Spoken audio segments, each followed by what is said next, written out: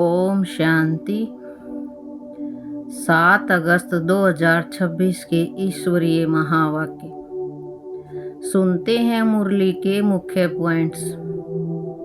बाबा ने कहा, विशेषताओं के साथ अगर कोई एक भी कमजोरी है तो एक कमजोरी अनेक विशेषताओं को समाप्त कर देती है।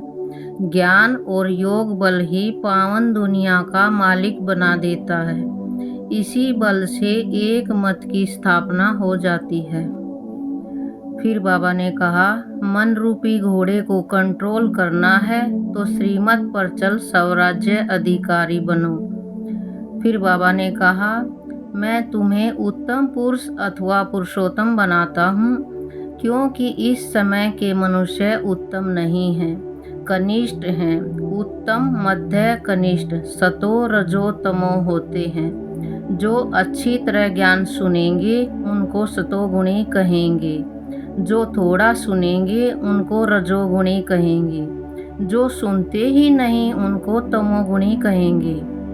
बाबा ने कहा, गुप्त रूप में बाप का मददगार बन भारत को स्वर्ग बनाने की सेवा करनी है। अपने ही तन मन धन से भारत को स्वर्ग बनाना है। याद और पवित्रता का बल जमा करना है।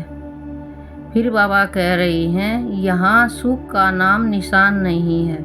यह कोई सुख थोड़े ही है। सन्यासी भी कहते हैं, इस समय का सुख काग विष्टा समान है, इसलिए वह गृहस्थ व्यवहार को छोड़ देते हैं। लास्ट में बाबा ने कहा, पहला रूहानियत, दूसरा रूहाब और तीसरा रहम दिल का गुण।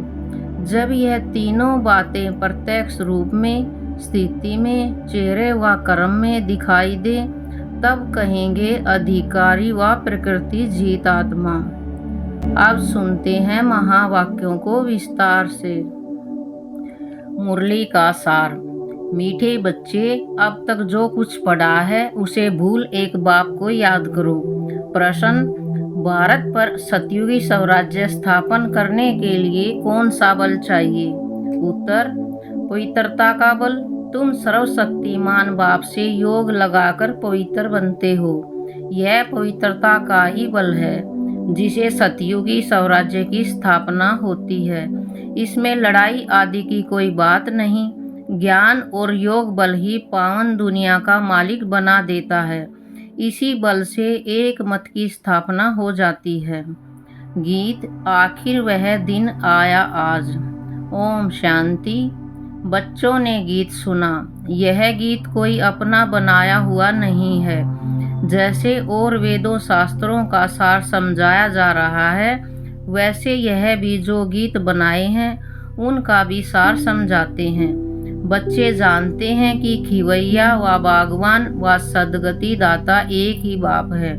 भक्ति करते हैं जीवन मुक्ति के लिए, परंतु जीवन मुक्ति व सद्गति दाता एक भगवान है। उसका अर्थ बच्चे ही समझ सकते हैं, मनुष्य नहीं समझते हैं। सद्गति अर्थात दुख से छुड़ाकर शांति की प्राप्ति कराते हैं। भारतवासी बच्चे जानते हैं कि यहाँ पवित्रता, सुख, शांति थी, जबकि इन लक्ष्मी नारायण का राज्य था। राधे कृष्ण का राज्य नहीं कह सकते। वास्तव में माताओं की हम जिन्स राधे है।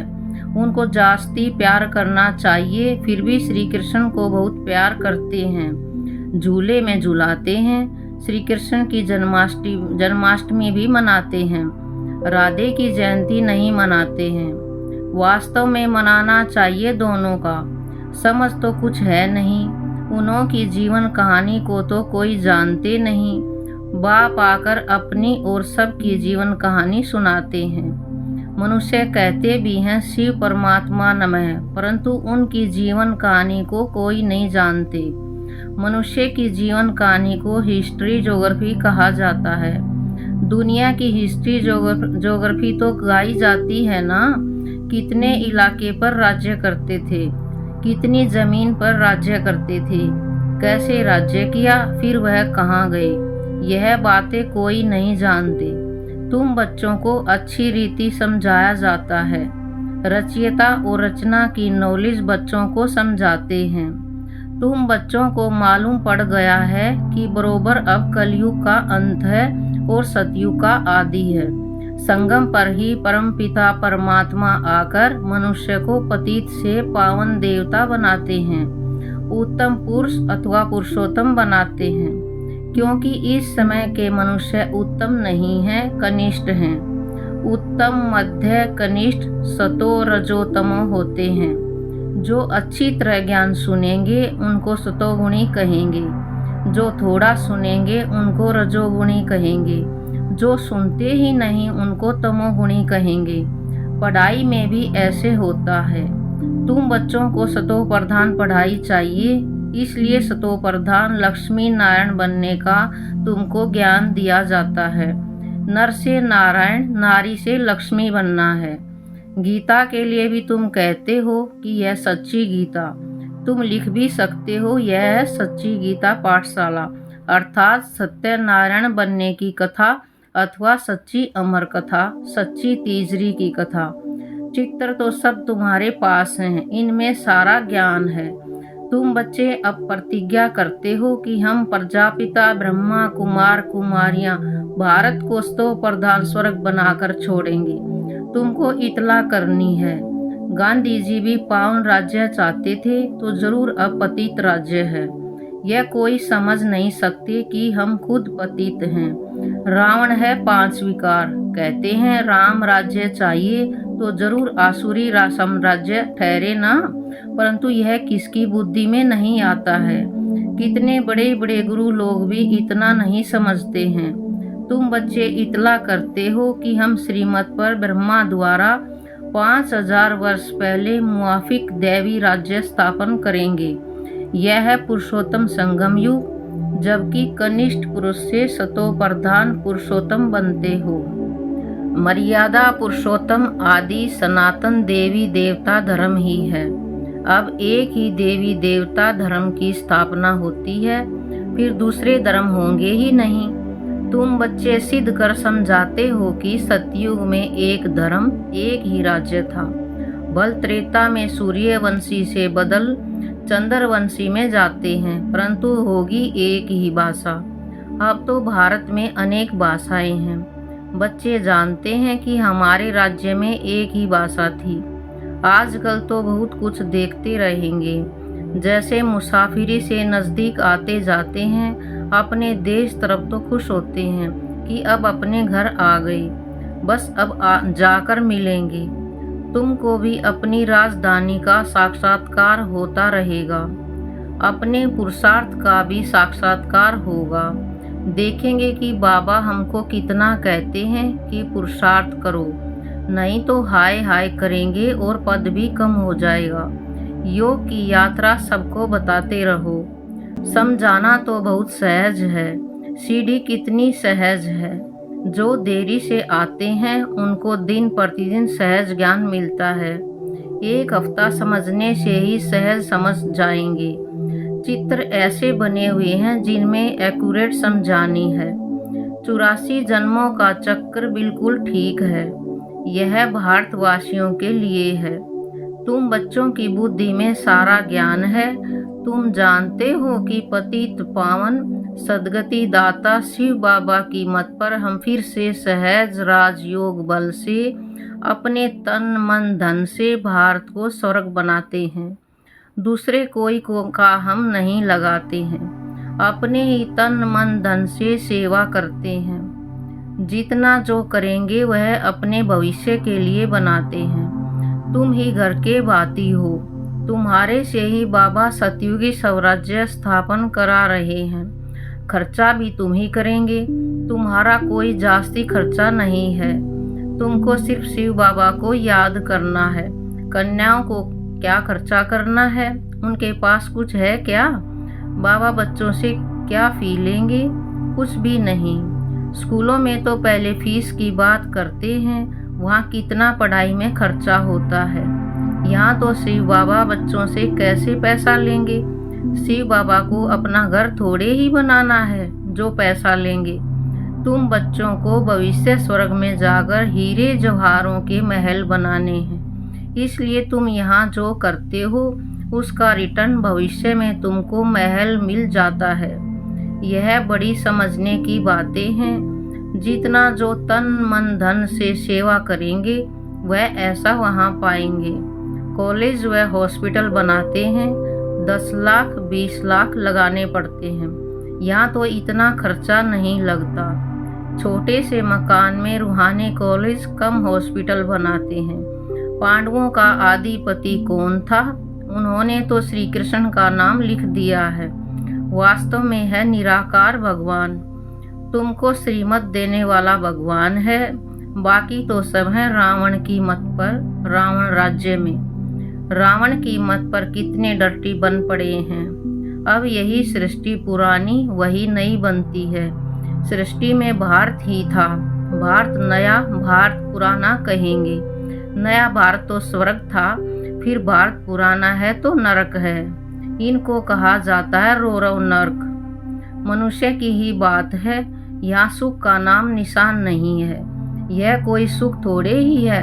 सन्यासी भी कहते हैं इस समय का सुख काग विष्टा समान है, इसलिए वह गृहस्थ व्यवहार को छोड़ देते हैं। वह स्वर्ग व सतयुग की स्थापना कर न सके। श्री कृष्ण पुरी तो परमात्मा ही स्थापन करते हैं।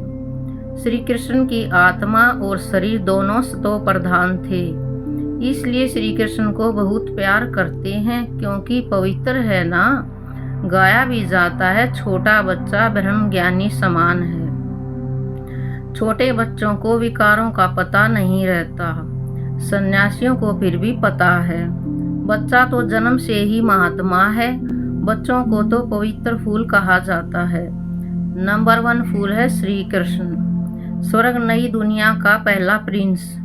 जन्म लिया तो कहेंगे फर्स्ट प्रिंस।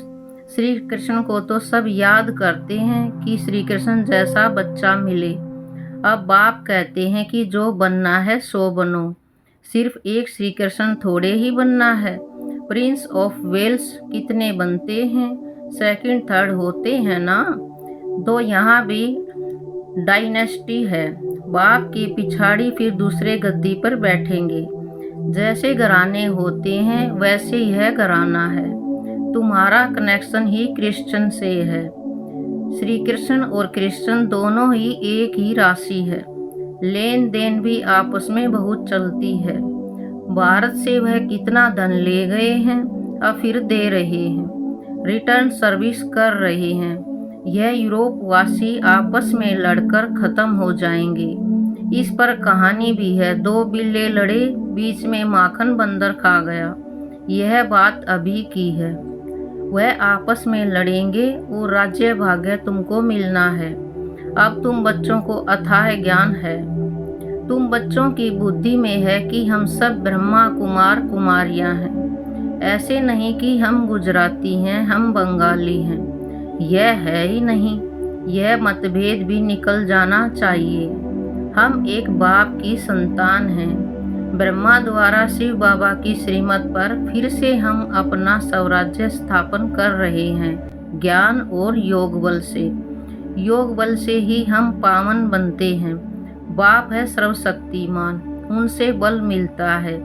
तुम विश्व की बादशाही लेते हो, लड़ाई आदि इसमें कुछ नहीं करते हो। सारा पवित्रता का बल है। कहते भी हैं कि आकर पतित से पावन बनाओ, तो याद का ही बल है। ऐसे नहीं कि वहाँ उल्टे धंधे में जाकर सब भूल जाए। यहाँ सम्मुख तो ज्ञान सागर की लहरें देखते रहते हैं। नदियों में तो वह लहरें नहीं होती हैं। सागर की एक लहर कितना नुकसान कर देती है। जब अर्थक्वेक होगी तो सागर भी उथल खाएंगे। सागर को सुखाकर जमीन ली है। वह जमीन फिर कितने दाम में बेचते हैं तुम जानते हो। यह बॉम्बे ही नहीं रहेगी। आगे यह बॉम्बे थोड़े ही थी, छोटा एक गाँवड़ा था। यह माताएं तो बोली हैं, यह इतना लिखी पढ़ी नहीं है। यहाँ तो पढ़ा हुआ सब भूलना है। तुम कुछ नहीं पढ़े हो तो अच्छा है। पढ़े हुए मनुष्य समझने समय कितने प्रश्न करते हैं। यहाँ तो सिर्फ बाप को याद करना है। किसी देहधारी मनुष्य को याद करने की बात नहीं है। महिमा है कि एक बेहद के बाप की। तुम जानते हो कि ऊंचे ते ऊंचा है एक भगवान, फिर सेकंड नंबर में ब्रह्मा, उनसे ऊंचा कोई होता नहीं। इससे बड़ी आसामी कोई नहीं, परंतु चलते देखो कितना साधारण है। कैसे साधारण रीति बच्चों से बैठते हैं, ट्रेन में जाते हैं, कोई क्या जाने कि यह कौन है। भगवान आकर ज्ञान देते हैं, जरूर प्रवेश कर ज्ञान देंगे ना।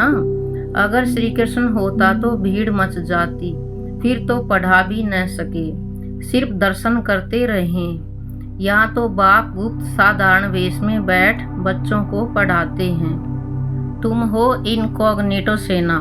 तुम जानते हो कि हम आत्माएं योग बल से फिर से अपना राज्य स्थापन कर रहे हैं।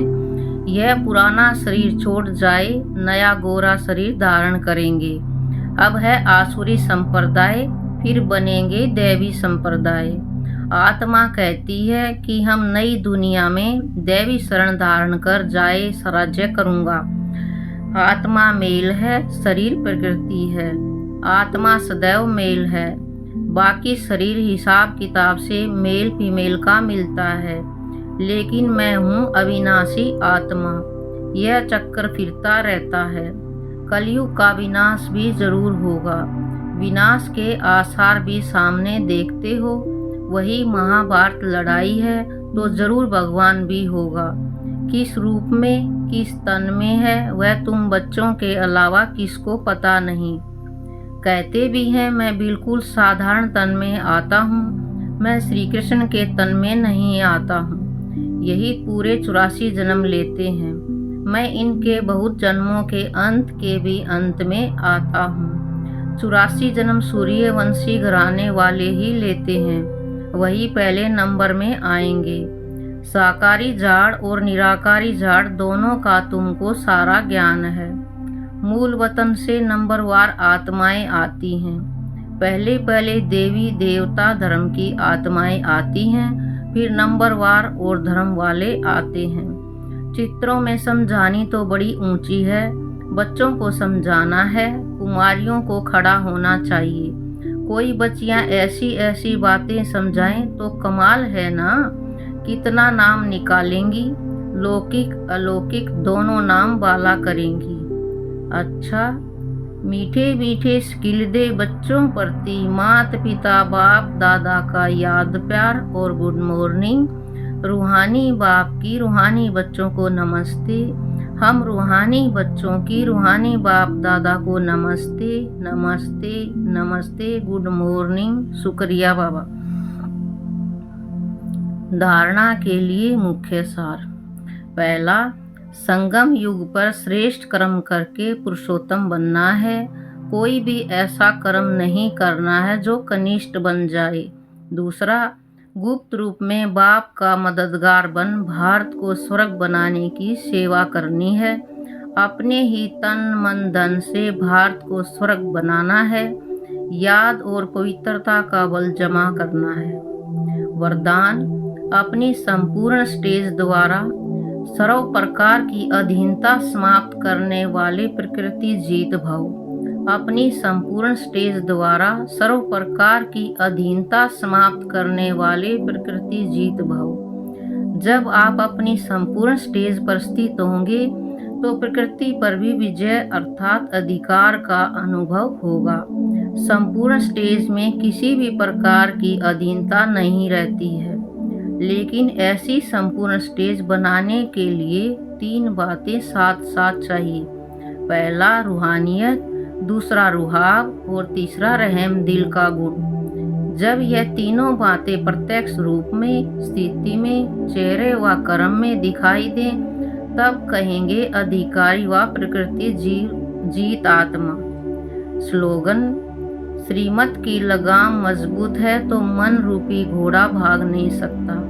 श्रीमत की लगाम मजबूत है तो मन रूपी घोड़ा भाग नहीं सकता। अव्यक्त इशारे है, पवित्रता के बीज को भी समाप्त कर संपूर्ण स्वच्छ बनो। अगर कोई भी अपवित्रता वृत्ति स्मृति व संकल्प में है तो ब्राह्मणपन की स्थिति में स्थित नहीं हो सकते। इसलिए कदम कदम पर सावधान रहो। विशेषताओं के साथ अगर कोई एक भी कमजोरी है तो एक कमजोरी अनेक विशेषताओं को समाप्त कर देती है। अच्छा, ओम शांति।